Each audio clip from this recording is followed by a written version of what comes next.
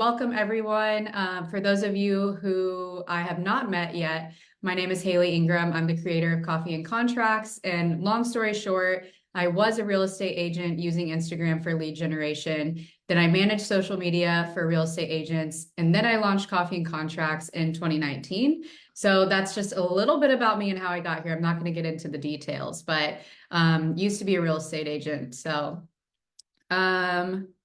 someone said, okay, yeah, no, you can't, I can't hear anything. You guys are all muted, but you can use the chat to communicate. All right, cool. So let's go ahead and jump into it. So today we're talking about the formula for creating engagement-worthy Instagram content. So first of all, let's talk about what engagement even is really quickly. So engagement on Instagram is basically the number of likes, comments, shares, and bookmarks your content receives. So it's not just how many likes your post got, it's a combination of all of these numbers. And in order to see your insights on a particular post, you can click See Insights, like go to your post, click See Insights, and you'll see an overview of how many accounts that post reached, which just means how many people saw it, how many people engaged with it. So this is a combination of the likes, the comments, the shares. So the shares is when they send that to a friend, they DM it to someone, they copy the link, or they share it to their story. And bookmarks. So they found this content so valuable that they wanted to save it for later. So this is your total number of engagements on a post. And if you want to see your top engaged posts, so like your top performers in terms of engagement, you can do that by going to your insights on Instagram. So on your profile, you'll click the three lines on the top right of the Instagram app, click Insights, and then click See All next to content you shared. And you'll click the filter buttons here, and you can change the metric to accounts engaged instead of accounts reached. And then it'll sort them by, so in the last 30 days, our post with the highest number of engagements was 3,006. And this was number one, number two, 958. So it can show you that way. All right. So I just wanted to share this really quick because I think it's super interesting to just think about. So these are the different types of engagement and then the different types of posts that will help you get that type of engagement. So we have likes. So you'll get a lot of likes on like personal content, so like you sharing what you're up to and sharing photos of your family, announcements, photos of you, closings, milestones. Those are all like highly likable. People like to like those.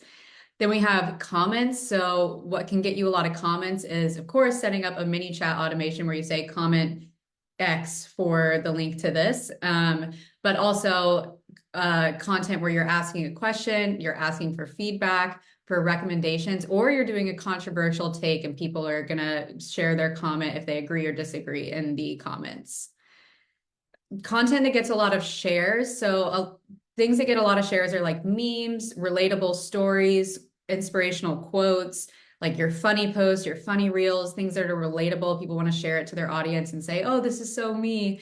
News, market updates, statistics, those kind of things that people want to take it and share it to their story. And then we have saves or bookmarks. So people are going to want to save things like tips, how-to guides, resources, ideas, tutorials, all that good stuff. So those are the different types of engagement and the different types of posts that can generate those. So before we get into how to get better engagement, let's talk about what is good engagement. So what number actually qualifies if you're getting good engagement or not. I've been talking a lot about this on Instagram about how do you really have bad engagement, or are you just being unrealistic about your numbers? So are you a full-time content creator and an influencer and you have tens of thousands of followers, or are you just a real estate agent with a couple thousand followers? So it's important to not compare yourself to people who are like doing content creation full-time, and keep in mind the end goal here is just to generate leads and to build your real estate business using Instagram. So one thing I also wanted to talk about really quickly too was pop in the chat if you guys if you've noticed abnormally low engagement recently. So me and some of the Coffee and Contracts coaches have all noticed like a bit of a dip in engagement lately. So feel free to pop in the chat. Like, yeah, I feel like something is going on with the algorithm right now where things are changing and just like everyone's engagement has been so low. So feel you there. Our engagement has been super low. Everyone's engagement has been very low. So what I want to say about that is just like sometimes the algorithm gets weird. The algorithm changes. Sometimes you're doing the same thing that has been working for you and it's just like not working. But what's important is to just keep doing what you do, trying new things and continuing to test and change. Sorry. So like as the algorithm changes, I think it's super important to remember to just look at your insights and continue to do what's working well for you and do less of what's not working well. So that's probably like the number one thing to take away from this whole presentation is your insights basically tell you exactly what people want to see more of from you and what's working for you. So just stick to it. Don't get discouraged by the crazy algorithm doing weird things right now. Just look at the numbers, look at what's working, and then continue to do that feedback loop and test and change and just keep going. So I just want to talk about that because that's been on my mind lately. But I wanted to share this number. This was a Rival IQ study. The median engagement rate on Instagram is 0.98% across all industries. So this is about 1%. And the engagement rate is your total engagements divided by your total followers times 100. So the reason that I wanted to, I don't calculate this, like I don't think this is like super important for anyone to calculate. But what I wanted to show you guys is that median number of 1% here based on how many followers you have. If you have 1,000 followers and you're getting like 10 engagements on your posts, that's actually like pretty average for an Instagram post. You're not going to have 1,000 engagements on every post. Not every follower is going to engage with your posts. So I just wanted to show you guys this to kind of like put things in perspective and keep in mind like, hey, if you have 1,000 followers and you're getting 30 likes on a post, you're doing above average and you're doing really well. Like think about the number of followers that you have. So just wanted to kind of share this with you guys because I think it's really important to remember. Let me know if you guys want me to go back to that later. So now let's get into the good stuff.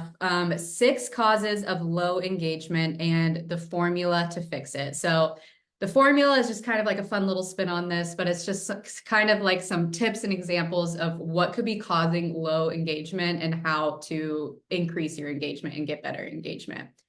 So the number one reason is that your content isn't resonating with anyone. So when someone comes across your post, they don't feel like it's speaking to them or it's just not relevant to them. And this usually happens because we haven't identified our ideal client. So focus on creating content that speaks to one person. Because when that one person lands on your page, they want to see a consistent theme across your feed and they want to say like, oh, this person is creating content for me. And another thing that I want to talk about here too is that your content may not be resonating if it doesn't feel authentic and real. So using things like storytelling, humor, and relatable topics can make your content really resonate a lot better. So just to show an example, first of all, let me tell you guys, on Instagram stories a couple weeks ago, I asked if I said, are you having low engagement? Can I roast you? So can I like use your content as an example? And everyone that I'm using in this presentation said, yes, I can roast them. So just keep that in mind. But I wanted to use some real examples of what I think is good and what I think can be improved. So this is an example where I felt like the content wasn't resonating with anyone. Hopefully you guys can see this kind of well, but so what my first like impressions of this was like, is this a real person? First of all, like, because it's just so many graphics and things like that. This just looks like a bunch of ads. When I come on this page, I don't see why I should follow it. Okay. Like the content looks nice. It looks professional. It looks great, but she's in another area. So I'm definitely not her ideal client, but if someone was her ideal client, if this person, it looks like she may be in New Hampshire. In her handle. So New Hampshire. If someone was, a buyer or a seller in New Hampshire and they land on this page, they're not going to feel like she's addressing what they're looking for right off the bat when they see their feed. So why would they follow? It just looks like I'm going to be getting a bunch of ads. So another question that I had is like, what does this person do? Who do they help? What is their expertise in? So that's not what you want people to think when they look at your feed. So I wanted to provide a better example, and this is Marie, one of the Coffee and Contracts coaches, who's an agent in Nashville. And when you go on her feed, first of all, you see a face and can associate that there's a person behind this account, and she's like actively showing up on there. It's not just the same headshot over and over again. And if you're interested in buying a home in Nashville, this content is going to resonate with you. If you look at all of the different topics here, it talks about, you know, buying a home. It talks about things in Nashville. It's showing different things in Nashville, showing different homes in Nashville. It's all just very relevant to someone who is a first-time buyer in Nashville or someone who's relocating to Nashville, which is exactly Marie's ideal client. So she is speaking and creating content to that one particular person. She's not trying to, you'll notice she's not like really posting like seller tips or anything like that. She's staying super, super consistent and super clear in who she's creating content for. And also there's not a bunch of random graphics. There's not like a happy Valentine's Day graphic. Like, you know that you're getting all value. So when someone comes on Marie's page, they're going to say, I'm getting some value here. And that will lead to higher engagement. So the formula for creating content that resonates, which is our first formula, is identifying your one person, so like your ideal client, establishing content pillars to create content for that one person, and incorporating some human content, some storytelling, relatability, and humor. And that is the formula for creating content that deeply resonates. So in the Notion workbook, which is at the very top of the chat, if you're new here, I'll pop it here again. In the Notion workbook, if you want to use this, we do have an ideal client like questionnaire that can help you determine who your ideal client is. And also wanted to point out that I have another training where I go way more into depth on this, and that's our branding workshop. And that is also linked at the bottom of that Notion workbook. So definitely check that out if you want to do a deeper dive into building your brand. All right, so the second reason that your content may not be getting good engagement is that your content isn't providing any unique value. So look at your page and ask yourself, or look at that post that flopped and say, is this actually providing any sort of unique value?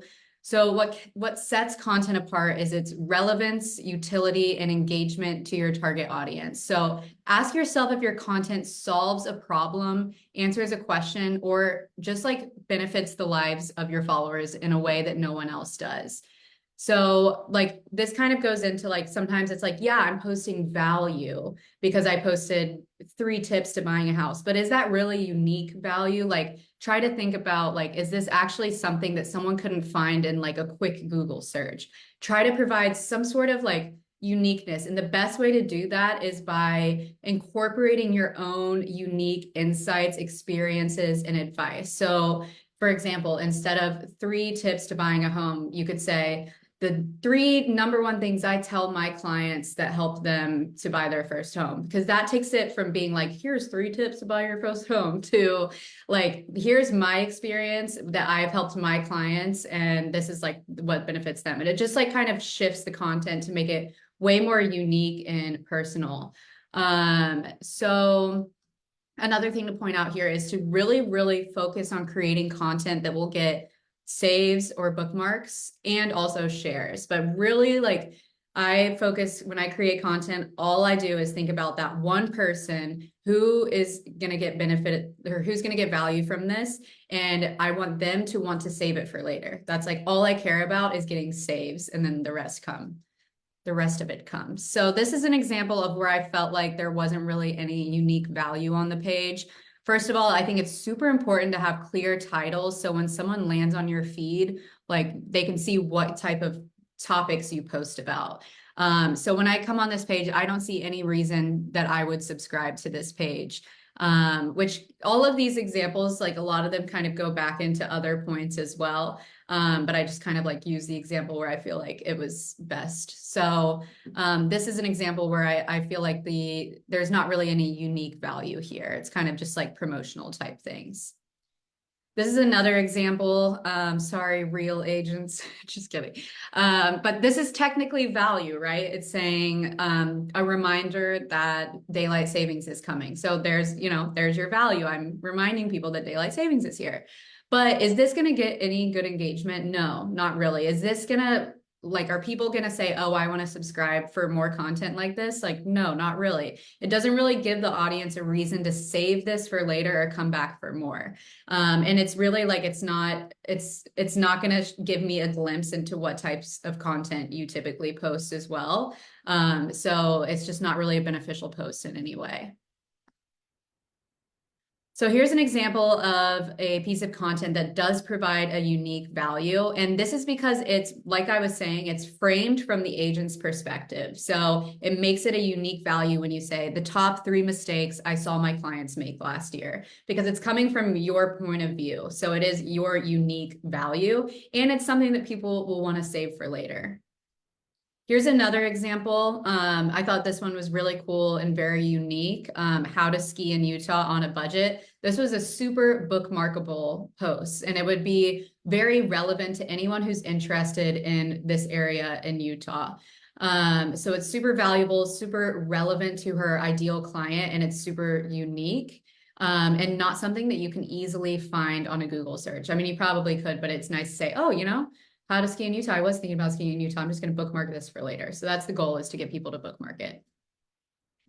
So the formula for creating content that provides a unique value is to identify your unique value, offer unique solutions and insights, and have consistent messaging. So to help you work through your unique value proposition, we have that in the Notion as well. Which is in the chat. So you can go through these questions, and it will help you to get clear on what your consistent messaging should be and what your unique value is, which can kind of go back into your ideal clients and content pillars as well. And again, to dive deeper into this, you can do our branding workshop, which is linked at the bottom of the Notion doc as well.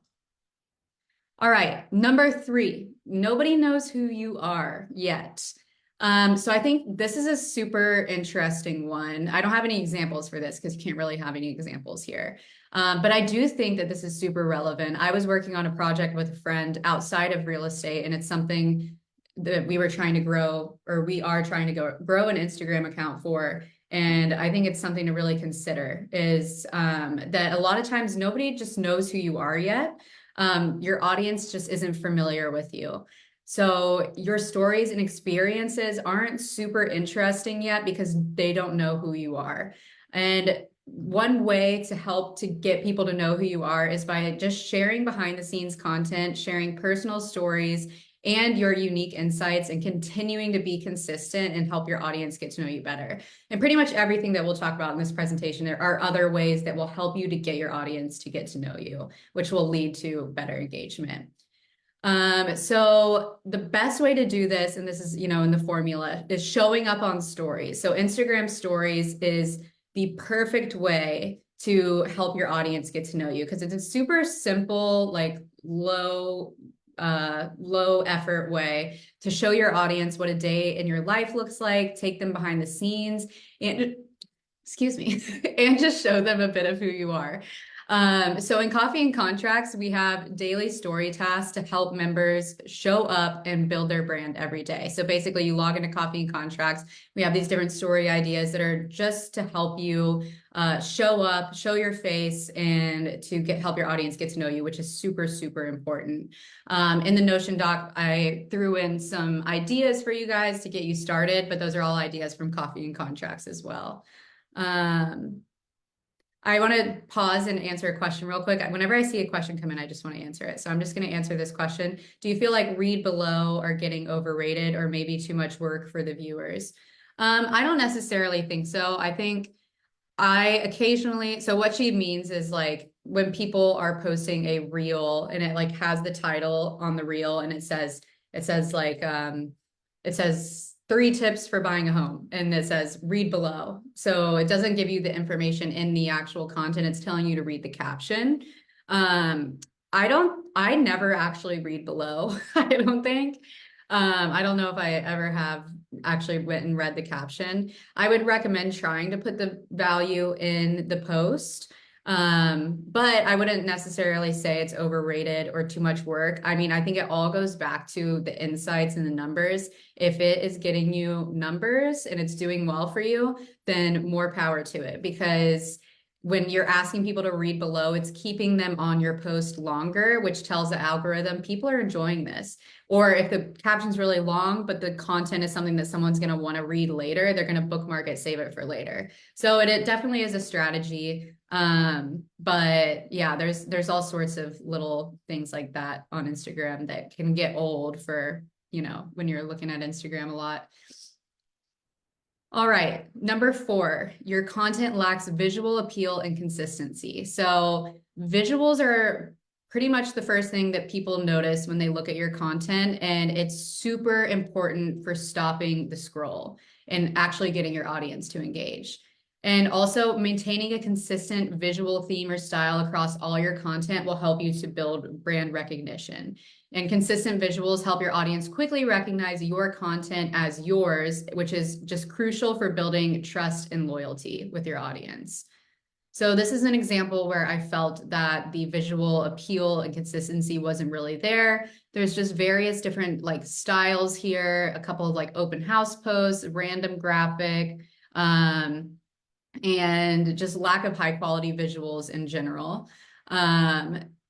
So that is, yeah. So this is an example where I think that the visual appeal and consistency is good. So this is Catherine. So when I think of Catherine, I think of light pink. You can see her page is super consistent. She's using that same exact color in her posts, and her content just feels more consistent and therefore more trustworthy. I feel like she's got a strategy here. She's posting a consistent theme. And she's also just more memorable in my mind. She's I just am easy. It's easier for me to recall information about her because I can visually picture the pink, and I picture her, and I know Nashville. And so it just helps you to be remembered better. So if you think about it, which agent do you feel like is kind of providing more value? If you look at just the feed, then this one seems like there's a little bit more consistency going on. So that is why this is so important. So the formula for creating content with visual appeal and consistency is high quality visuals, consistent theme and style, and that will get you visually appealing and consistent content. So we do have some branding kits in Coffee and Contracts. Canva also has brand kits that you can use, but we have some that are specifically for real estate agents, of course. And then we also have quarterly branding photo guides. So we recommend scheduling some sort of brand shoot, either once a quarter or maybe twice a year. And we provide these quarterly branding photo guides, which basically have a list of all of the poses that you need to get each quarter, a list of holidays. It has a list of B-roll ideas to get, if you want to get B-roll clips with your photographer. It has a schedule template. This is it's a pretty cool guide. A lot of people say this is one of their favorite parts of the membership. So our quarterly branding photo guides, highly recommend checking them out and using them for your shoots. We also have a list of holidays for each upcoming quarter. So you could see if their holiday coming up is National Dog Day, and that's something that's super important to your brand, then you can plan ahead and create content in advance for that. All right, number 5, you may be experiencing low engagement because you're not engaging with your audience. So you can't just post and ghost and expect your audience to keep engaging with you. So you've got to engage the way that you want to be engaged with. So just think about it supporting other real estate agents, supporting other business owners the way that you want support. It's kind of just an online networking game. You just got to support other business owners. And a lot of times they'll also support you, and you'll build relationships, and it's great. So remember to use social media in the way that it's intended to, and that is to be social. And that will help you to build your engagement as well. And also following and interacting with other accounts in your city or niche is a great way to reach new people. So if you're if there's a meme page, I live in St. Pete, there's a St. Pete meme page. If I was a real estate agent, I'd be their biggest supporter. I'd comment funny stuff on all of their post right away so that people in St. Pete would see me and they would recognize that I'm a real estate agent and I am relatable because I am also laughing at these memes with them, and then they would follow me and then they would buy a house with me. So there's a ton of different ways you can do that. You can do that with like local restaurants. You can do that with local business owners, local influencers. It's just super important to interact with other local accounts and real estate accounts to get your name out there and to reach new people. It's important on all fronts. So no examples for this one, of course, but in Coffee and Contracts, we do have daily engagement tasks to help you intentionally show up online and build your brand in 10 minutes or less every day. So every day you can log in, you can do your story, check it off, do your engagement tasks, check it off, and then we have a daily insight as well. So you just get this quick little nugget of information and check that off, and you've completed your task for the day, and a daily social media post as well. But the formula for engaging with your audience is regular interaction, personalized responses, and community building activities. And that is the formula for that. All right, and number 6, the 6th reason that you may be getting low engagement is if your content isn't hooking anyone in right off the bat. So if your content doesn't immediately capture attention, people are likely to just scroll past it without engaging. So crafting content that immediately grabs attention is key on Instagram, on TikTok, on all of these social media platforms where our attention span is just minimal. So your goal is to make the audience pause the scroll, stop the scroll, because you said something so crazy. No, it doesn't have to be crazy, but it could be something crazy. It could be something that they want to get the value and they want to stay and engage with your content. So this is an example of what I felt the content was not hooking anyone in. So first of all, there's a lot going on this graphic. I'm just going to scroll right past. I've seen this before. I've seen the home buying steps, So why is this relevant to me? Like, it's just a generic home buyer guide steps. I think a better hook would be like, hot take, buying a home is actually simple. Swipe for more. And then you break them down through the steps, or you say, 9 steps. You could say the 9 steps that my clients say makes the home buying process so simple, something like that, where you're making it a little bit more of a unique value. And this one is kind of making it unique by saying like, it's a hot take, like this is my take. So that is how I feel like you can make this a little more hooky, get a little more attention grabbing. So I try to put videos here. I'm hoping we can watch them. So here is an example of a reel where I felt like the content wasn't really hooking. Oh no. Will it let me watch it? Oh no. I should have tested this out before. I may have to you know what, maybe we'll watch these at the end. I'll just describe them right now. So basically it's just someone dropping a key in the hand and it says how to save for a house, and then it lists tips for saving for the house. I thought that the video is very corporate HR video. It's very stock video. It looks like I'm about to watch a corporate HR video, which nobody wants to watch. So nobody wants to stay for that. The visuals aren't giving what they need to give. A B-roll video of you working at your desk would do better. Something user generated would do better, and it needs to be you. The title isn't captivating or attention grabbing. It's just how to save for a house, like, and the content isn't a unique value. It's just something you could Google and it would come up like right at the top of Google. So here's an example where he gave a really good hook. And I'll play these at the end, or I'll drop the link. But the first thing in the video here, he says, do not buy a home in the spring of 2024. He says it right away. There's a title. The video is very clear. It's stable. It's like a high quality video. And then he basically explains, you want to stick around and see him explain this. So that's like the key for a good hook, especially in a video, is that you want to like kind of tell them what value they're going to receive by the end of the video, kind of like, why do they want to stick around? So do not buy a home in the spring of 2024. And I think he ends up saying like, actually do buy a home, it's one of those. So it could be considered a little clickbaity, but I always think that clickbait is better. Going for clickbait is better than just doing a super boring thing. I think clickbait has a bad rap, but I think it's fun and it works really well.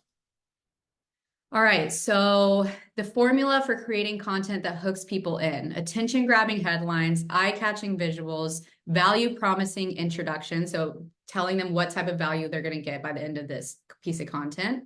And that is how you create content that captures interest. So we have hundreds of templates and pieces of content that are all created with really great hooks. They're all designed to drive engagement and to get people interested in your content and all that good stuff. So if you want to sign up for Coffee and Contracts, you can use the code formula50 and get $27 off your first charge. It's basically 50% of the first month, 50% off the first month. And that expires March 22nd. So if you haven't signed up yet, feel free to use that code. And that is actually the presentation. So this is the quickest presentation I've ever done. I've done some that are like 2 hours, but now we can do some Q&A. So if you guys have any questions, or you wanted me to go into anything more or show you guys those videos actually that I thought were going to work, feel free to pop them in the Q&A box or the Q&A thing, and I will look at the chat and the Q&A. Okay, so someone asked, do you consider liking engagement, or is the key to comment whatever?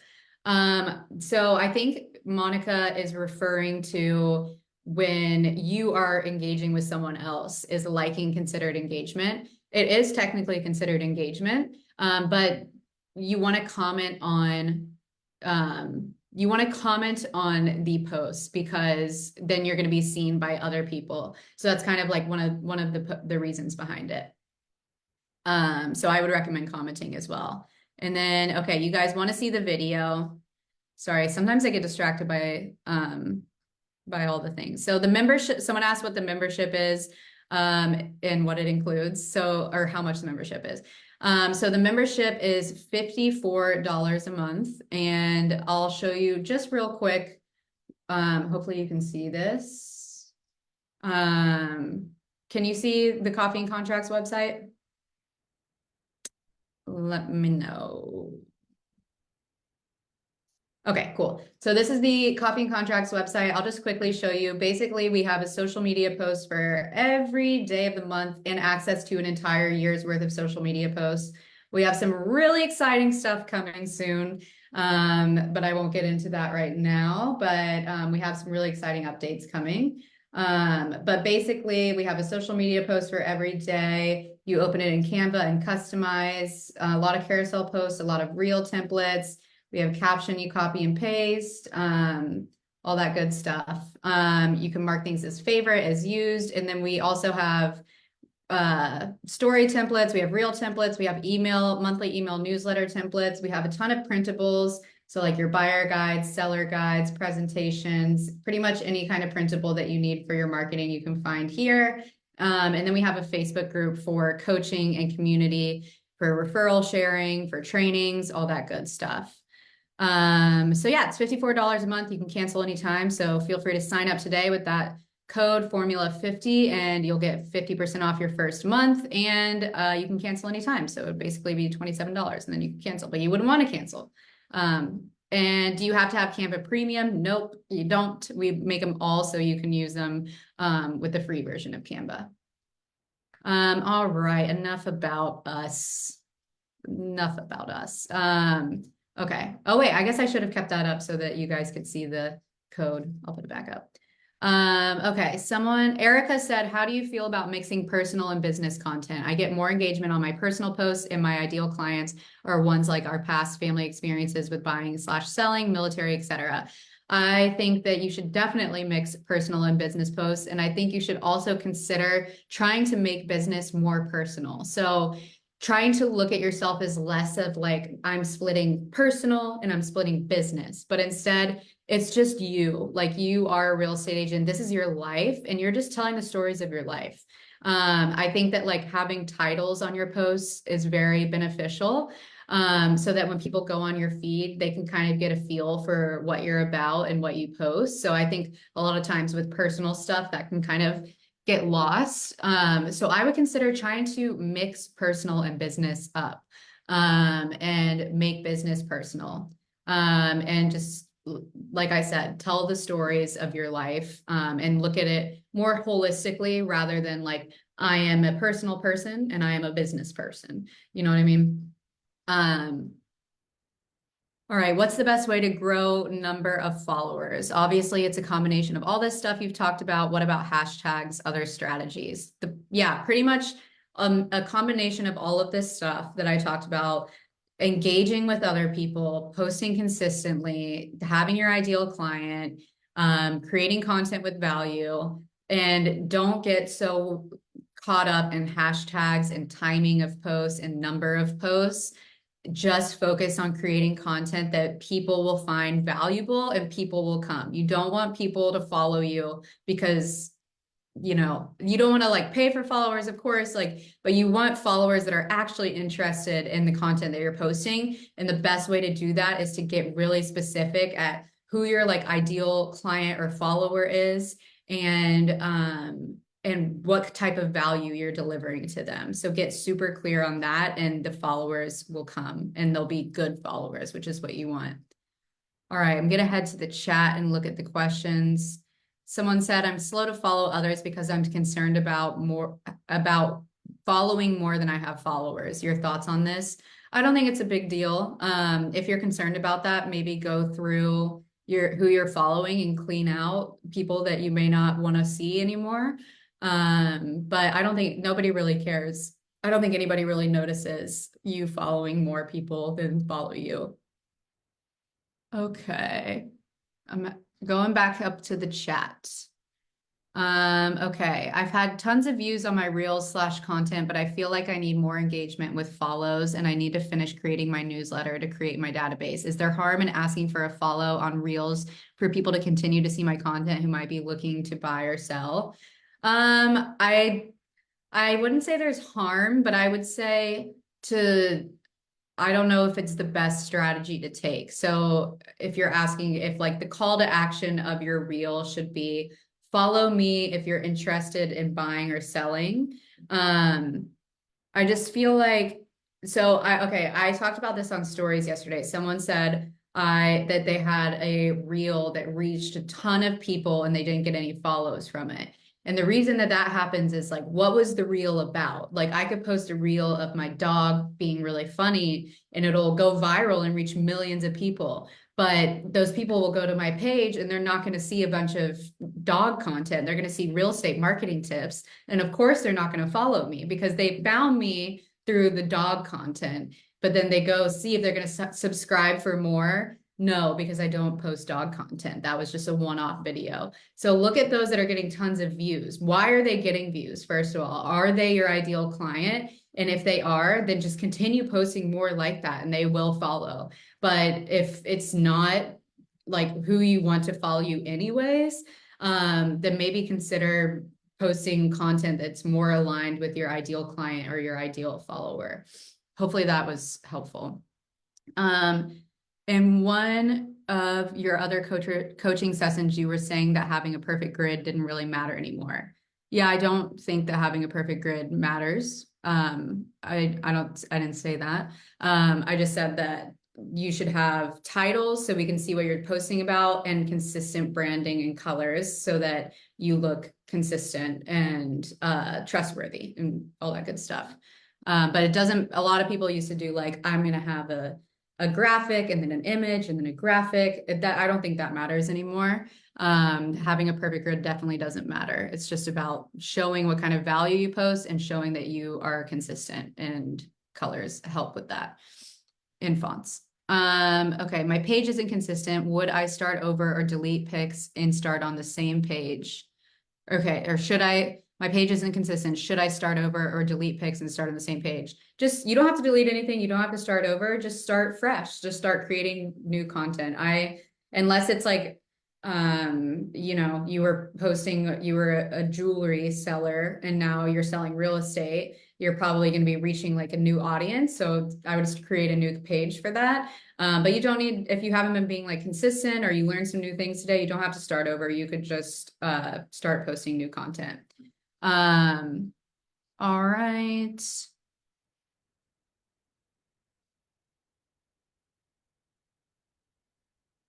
Okay.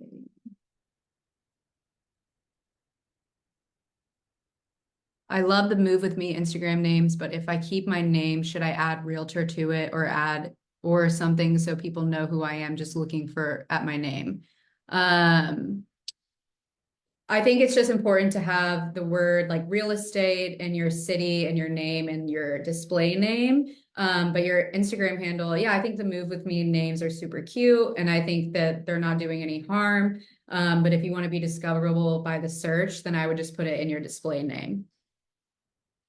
And then the handle is what I'm talking about is like at, so we have like at Move Me to Tennessee. And then display name is just, you know, where you can type in your name.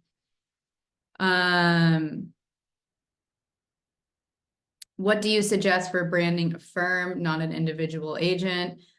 This is I mean, a lot of the stuff is very similar and a lot of things that you should consider are similar here for an agent versus a firm or a brokerage. But a lot of the brokerages that I think do really well are the ones that highlight the individual agents a lot. They do a lot of collaboration posts with agents. So they'll, you know, when you tag an agent in a post, you invite them to collaborate. You can do collaborations with them. And just like kind of highlighting all the things about the office. I think you need to get clear as a firm with the Instagram. Are you going to be attracting clients, real estate clients, or are you going to be attracting new agents to the firm and then go from there? Because I think a lot of times it's like a bit of a mix, and I think you should focus on either wanting to attract real estate clients or wanting to attract agents. And I would probably focus on attracting agents and having the agents focus on attracting clients. Okay.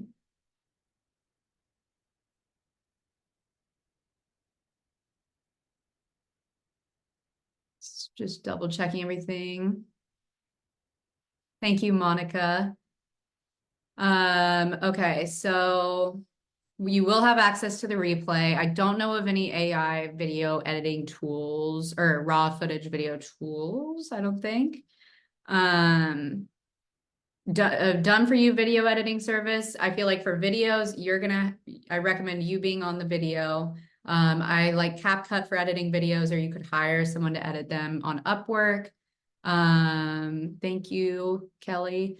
There is a buyer, seller, and relocation template.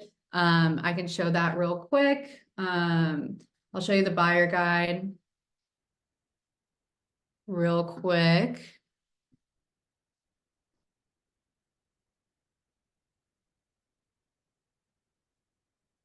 So this is what the Coffee and Contracts buyer guide template looks like. So you can come in and pop in your photo, add your bio. Then we have the steps of the home buying process. We have some little worksheets in here. Very clean, ready to go. Under contract checklist, inspections cheat sheet, home insurance cheat sheet, pre-closing checklist, closing time. We have some contractor referrals. We have a moving checklist. Then we have a second style option for a little more masculine for the men, but we still keep it printer friendly with the white background and keep it light. So yeah, that's an example of one of our guides. Okay. Do you think having agent in your Instagram name matters? No, I don't think the word agent matters, just real estate. For open houses, any suggestions? Let me know what you mean by that. How about open houses for any suggestions? I might have missed when you were asking that, so let me know. All right.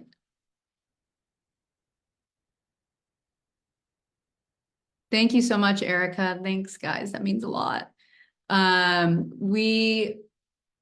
So someone asked, does CNC offer private coaching to get me started? I need more hand-holding. Feel free to send us an email, support@coffeecontracts.com, and we'll see what we can do to help. Remember, it's coffeecontracts.com, not coffeeandcontracts.com. How do you determine which account to keep? I have a personal and a business, and they both have about the same amount of followers. I am a realtor and a pastry chef, so my content feels scattered and inconsistent at times. I post most of my bakery content on my personal page. Ooh, that's interesting. I would say probably keeping it separate is best. Like you said, if it feels inconsistent and scattered and you are a pastry chef, that seems like pretty separate from real estate. So yeah, I would probably recommend keeping them separate as you have been. Someone asked, Maya asked, do you recommend client reviews posts? Oh, like reviews. Not necessarily. I don't love them. I just don't think they're like super valuable or beneficial to anyone. I know a lot of people like to post them. I would post them as a story personally, and then I would have a story highlight that said reviews or testimonials. That's what we do for Coffee and Contracts. And then occasionally at the end of our post, so like we provide the value like in a carousel post, and at the call to action, we'll have like screenshots of members saying things, saying, you know, happy things. So those are like our testimonials. So you could use your testimonials at like the call to action page after you've provided the value. That's what I would recommend, but just posting a testimonial, I don't recommend. I don't love it. I don't love it. Okay, cool. Well, I got to the end of the questions, I think. Let me know if I missed anything. I saw someone had a question about something, clicking on the Stevie or the Kyle didn't work in Coffee Contracts. If you're having any issues with technical stuff, feel free to email support@coffeecontracts.com or post in the Facebook group. All right. All right. Well, I think that's a wrap for today. If you guys have any more questions, feel free to message us on Instagram, post in the Facebook group. And yeah, hopefully you guys found this helpful. Feel free to also DM me your feedback on this training. This was a quicker one, so I'm curious how you guys liked the quicker versus the longer formats. So thank you guys so much for being here. Hope you all have a great Friday and a happy weekend.